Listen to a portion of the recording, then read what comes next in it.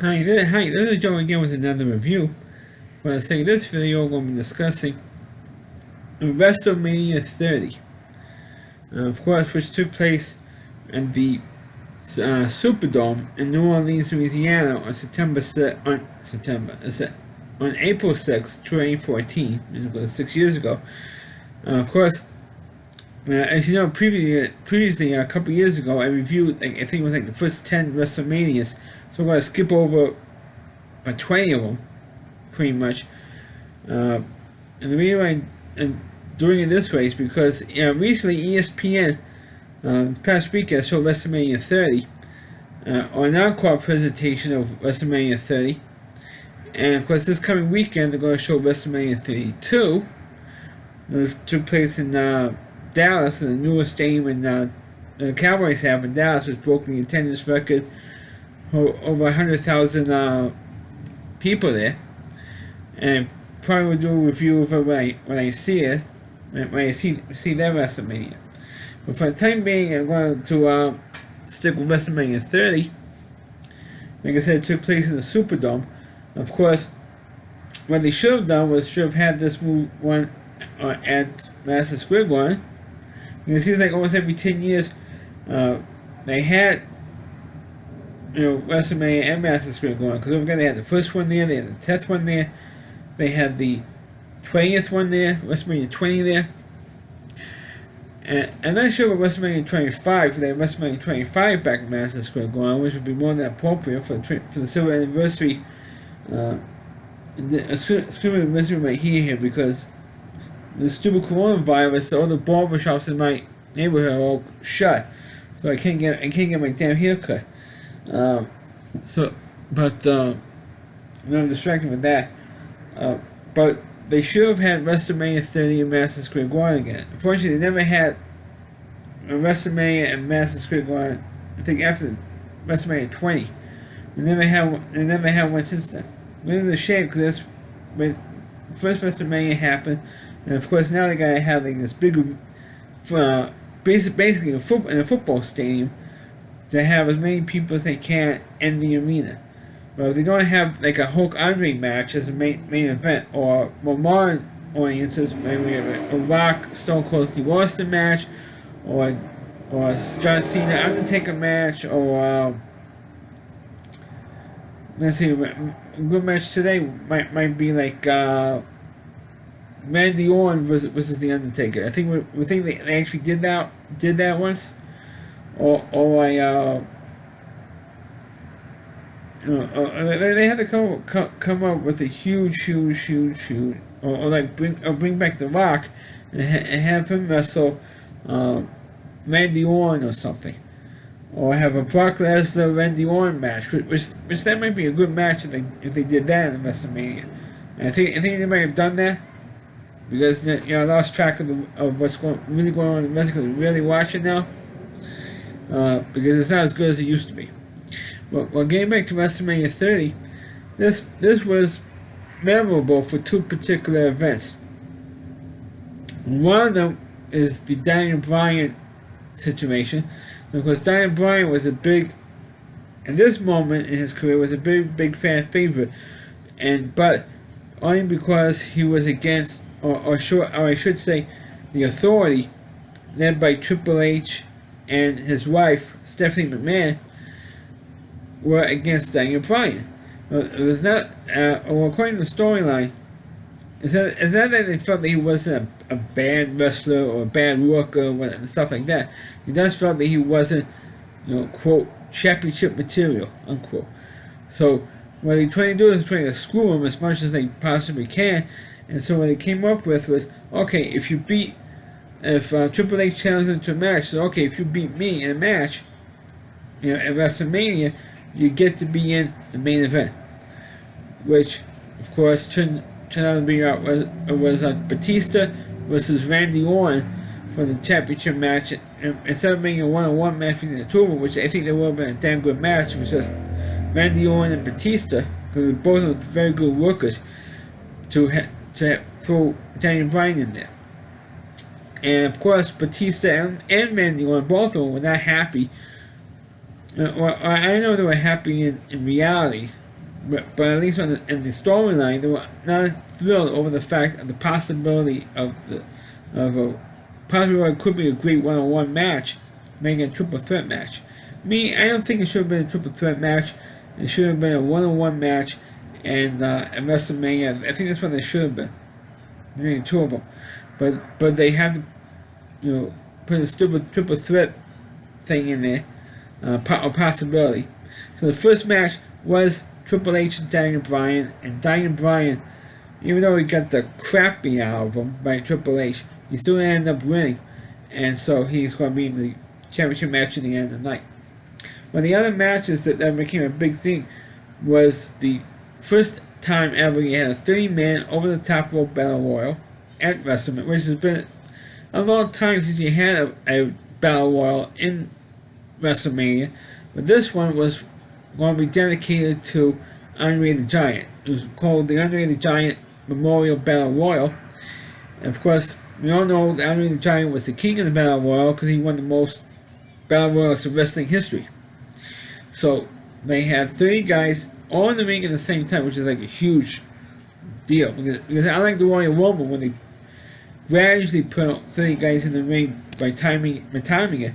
This time they have all 30 guys who qualify for the Battle Royal in there at the same time. And everybody thought that maybe the Big Show would win, but he got hosed. He lost to Cesaro in the Battle Royal. I mean, it was a good, decent enough Battle Royal, but the Big Show should have won it, or maybe the Great Khali, because the two biggest guys. And maybe they gave the Great Khali. I mean, who was also 7 feet tall. At least 7'2" or 7'3" foot tall guy. He's even taller than the Big Show. It will call it like the biggest screw up of all time. Of course, they always like to see the Big Show lose in WrestleMania because he has one of the worst. Outside of Tito Santana, he's like one of the worst. WrestleMania records. So he had that match. The other match he also had was a big deal. Or at least it was shown anyway. Was John Cena versus Bray Wyatt. Of course, a lot of fans now are turning on John Cena, and there was a long match. I mean, I don't like this generation where you have to have 30, 40-minute matches. Because I was from a generation where if you had a 10-minute match at WrestleMania, or even at a house show, it was a long match. Okay? Like over long. Because I was used to the TV tapings where you only have maybe a 5 or 6 minute match.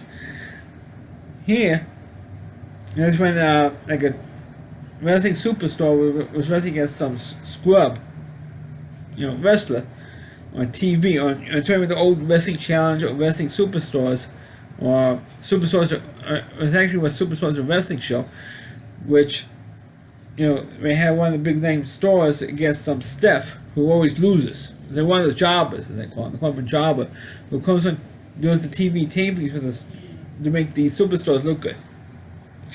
So, but those are the time limit matches that you grew up with, was matches that maybe not even go 10 minutes. So I don't see what the big deal is when you have matches today in this generation. I mean, I think ever since the Attitude Era, when you have to have matches that's like at least 20 to 30 minutes long, or even longer than that, or 40 minutes. And because this match is going so long, you don't have to have a 12-match card anymore. Like they did in the first 3 WrestleManias, where the cards were like 12 matches. Or when the WrestleManias were have 12 matches on the card.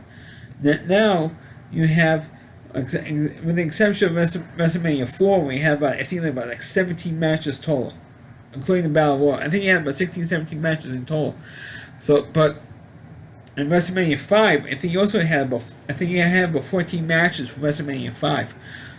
But other than those two, the rest of the matches were like in the single digits. Most of them were 12 matches, and they all were good. They had, and when we mean good, I mean they had good storylines, or at least good enough hype. And you don't need those matches. You don't need to have 30 to 45 minute matches. You don't need it. In that era, you didn't need it. Now every match you have to have 20 minute matches now. While John Cena did beat out Bray Wyatt, the match was going on way too long, and not just that, but one thing you found interesting about watching these matches, except for the main event with Daniel Bryan, when the whole crowd was getting to the you were chanting yes to the pretty much the whole every time when Daniel Bryan did something, in the match, most of the crowd was so quiet. I mean, you could literally hear a pin drop. I mean, it was kind of unnerving. To be true, you always get like a delayed react because when they have the WrestleMania, there's large football stadiums like in Superdome or in the Silver Dome for WrestleMania 3, or even in WrestleMania 3. I mean, at least you heard crowd noise because the hype was there for a lot of these matches. But in WrestleMania 3, if you don't believe me, you can watch those matches today. You can literally hear the crowd noise. But for WrestleMania 30, you could barely hear the crowd in these matches, except when, like I just mentioned, with Giant Bryan with the whole yes chants and all that stuff. So it was really quiet. I mean, for this match and the next match I'm going to be talking about was really quiet. It was unbelievably quiet, and that was kind of unnerving to me. Because I'm used to listening to a lot of crowd noise when I would watch the older WrestleManias, and compared to this generation, you could hardly hear anything because the WrestleManias go. It's not like in the old days when you used to go like between 3 and 3.5 hours tops for WrestleMania. Now it's going like more like 5 or 6 hours. I mean, it's sort of like a 7 o'clock, and sometimes they end like after midnight or 1 in the morning. Sometimes not now because the matches go so damn long now. It's ridiculous. I mean, they should cut them. That's why this year they're going to have on 2 nights because the matches go on too long, which is probably a good thing because it goes too long. So the next match I'm going to be talking about is of course the one.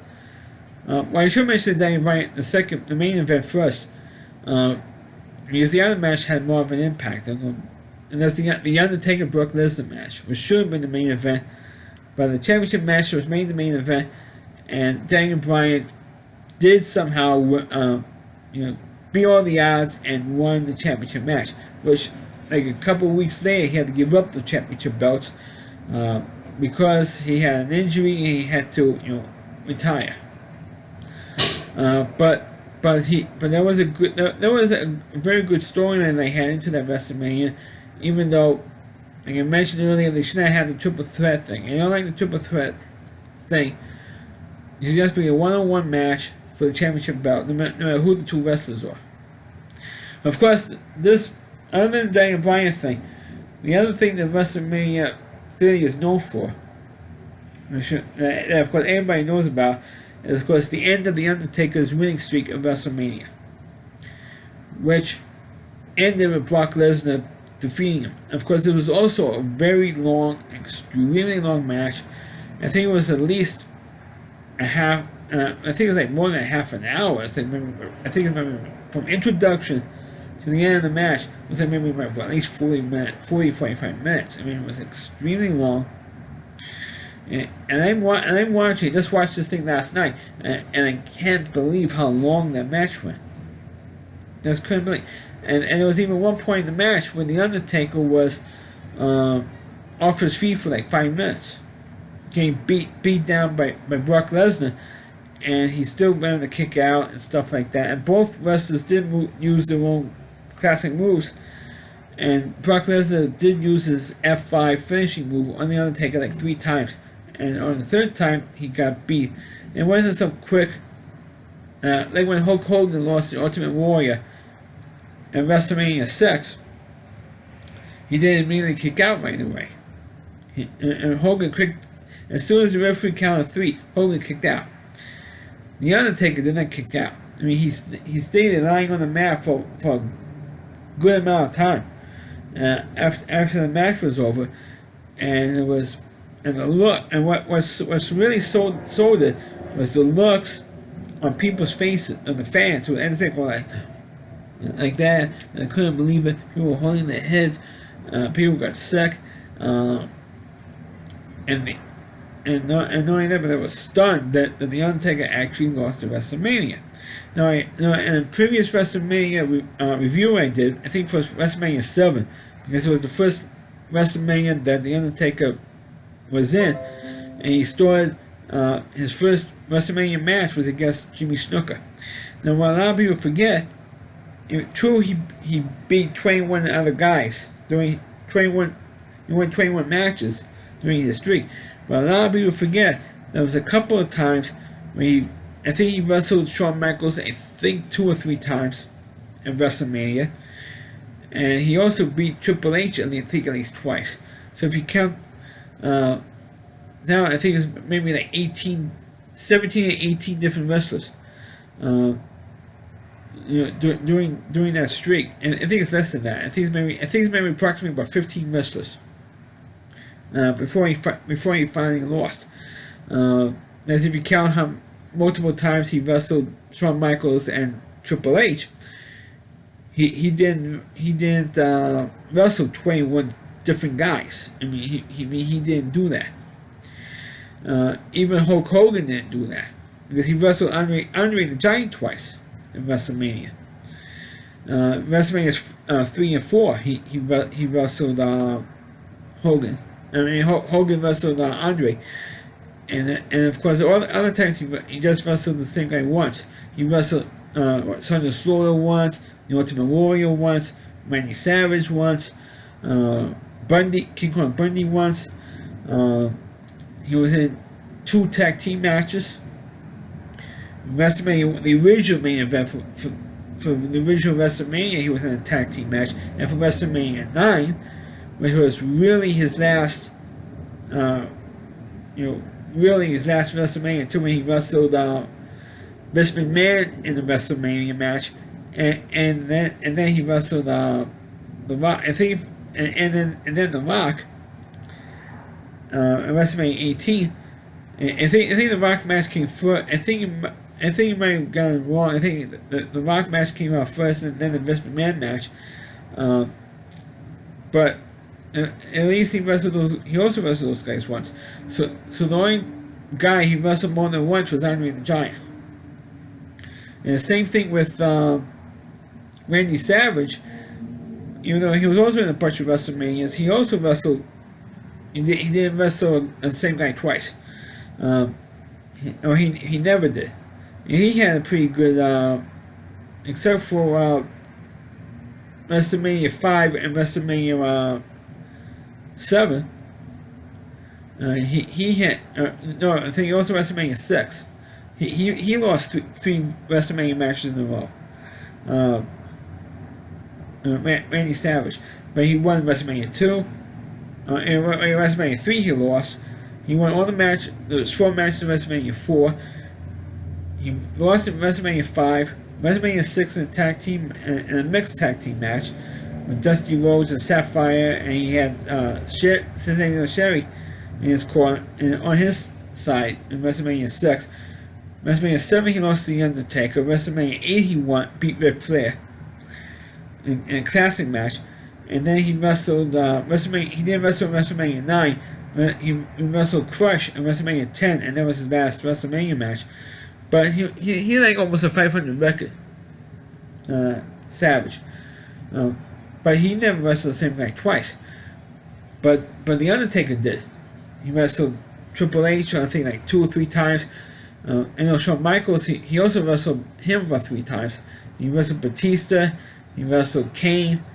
A couple of times with Kane. So if you really count it, it's like knocked down his opponents. And not only that, most of his opponents were past that prime when he wrestled them. He wrestled Jimmy Snuka, and he was past his prime.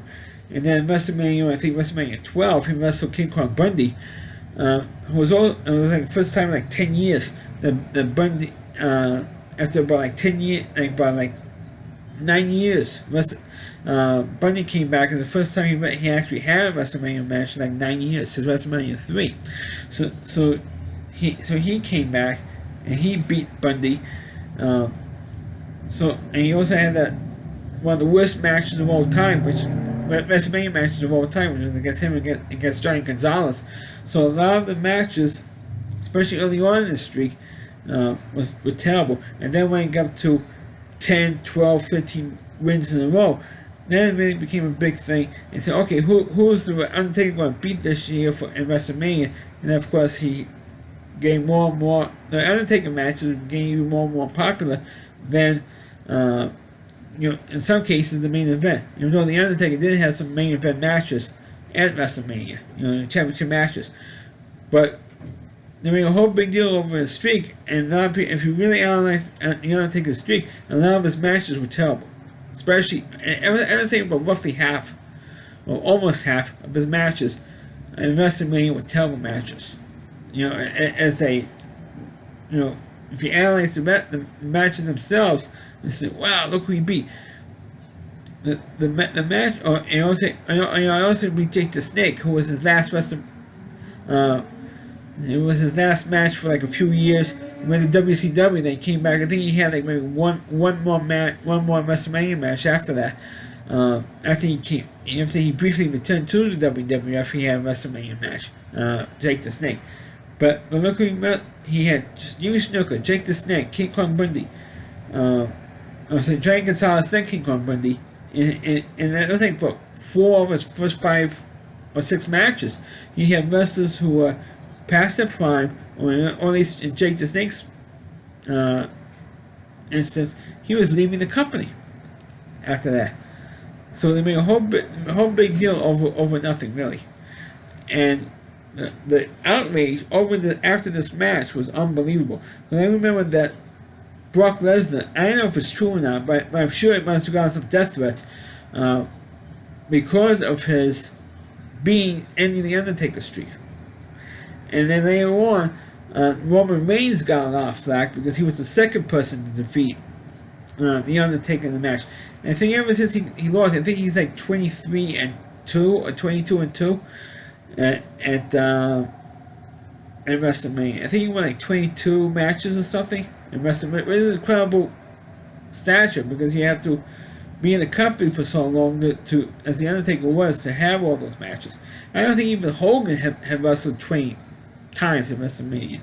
I think of all time, I think he may wrestle like 12 times maybe, and that's including that squash match he had with Yokozuna at WrestleMania 9. I think he may have wrestled maybe like 11 or 12 times altogether in WrestleMania. So the Undertaker had at least 10 matches more than Hogan did. So even though Hogan won a lot of his matches, WrestleMania matches. I mean, he won WrestleMania 1, won WrestleMania 2, WrestleMania 3. Got DQ in WrestleMania 4. He won WrestleMania 5, WrestleMania 7, WrestleMania 8. He won WrestleMania 9. He didn't win. The only matches he didn't win was WrestleMania 4 and WrestleMania 9. Was the only match that I know of that he didn't win. Actually 3 matches he lost. Keep forgetting the one he had with The Rock. He lost that one. But for WrestleMania 30, I thought it was a good show for what it was. But like I said earlier, I know I got off topic with the whole comparing with Hogan and the Undertaker stuff, but I felt that the show was like, the matches were like too long. They only had at least the ESPN encore of WrestleMania 30. They only showed about let's see, they showed the Battle Royal, they showed the Bray Wyatt Cena match, the 2 Daniel Bryan matches, and the Undertaker. They only showed like 5 matches, and the thing was on for like 4 hours, and they only really had at least 5 matches. So if you had that over a 4-hour show, just 5 matches they showed, you know that these matches are stretched out too long. And that's the problem with this generation. The matches are stretched out too long. So let me review WrestleMania 30. I know it went a little bit longer than I wanted it to, but what the hell. Please click on the video, please rate it, please subscribe to my channel, please forward this video on your Facebook pages. You can check out all my reviews and on my YouTube channel at rallyc.com, so WDY, and then C.com is the homepage and rally reviewer, Chris Lee Moore. Please check out all of his videos on his website. Thanks for watching, and catch you next time.